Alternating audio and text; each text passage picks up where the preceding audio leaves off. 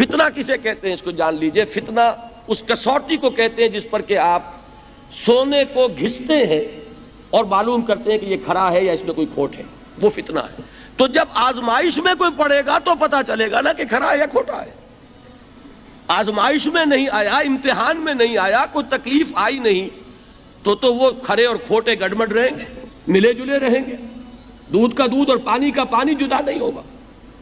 تو فرمایا احسب الناس ان یترکوا ان یقولوا آمنا وهم لا یفتنون، کیا لوگوں نے یہ سمجھا تھا کہ وہ چھوٹ جائیں گے صرف یہ کہنے پر کہ ہم ایمان لے آئے اور انہیں آزمایا نہ جائے گا.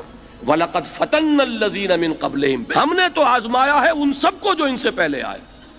تو یہ تو یوں سمجھیے کہ اس راستے کا ایک مستقل معاملہ ہے. جو آئے سوچ سمجھ کر آئے کہ یہ شہادت گاہ الفت میں قدم رکھنا ہے. لوگ آسان سمجھتے ہیں مسلمان ہونا. جس نے کہا آمنت باللہ، ہم نے آزما لیا. سچ مچ کا یہ ہم پر ایمان کا دعوے دار ہے یا جھوٹ موٹ کا دعویٰ کر رہا ہے؟ یہ سچ مچ کا عاشق ہے یا جھوٹ موٹ کا عاشق ہے؟ ظاہر بات ہے کہ امتحان نہ ہو، آزمائش نہ ہو تو کیسے ان کے مابین تمیز ہوگی.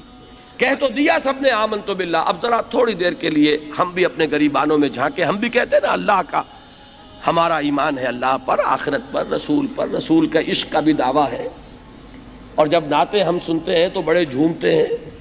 لیکن یہ کہ واقعتاً آدمی جھانکے اپنے قلب کی گہرائیوں میں کہ یہ ہم کتنے کچھ سچے ہیں اپنے اس دعویٰ ایمان. جہاں کوئی معاملہ آیا، اگر ہم اس دین کے اس حکم پر عمل کرتے ہیں تو اتنا نقصان ہوتا ہے، اس حکم کو پیچھے ڈال دیں تو اتنا نفع ہوتا ہے. سچ بتائیے کہ ہم میں سے اکثریت کا فیصلہ کس بات کی طرف جائے گا؟ دین کا حکم پس پشت، دنیاوی مفاد وہ مقدم. تو معلوم ہو گیا کہ ہمارا یہ دعویٰ جو ہے اللہ پر ایمان کا اور آخرت کے یقین کا جھوٹا دعویٰ ہے.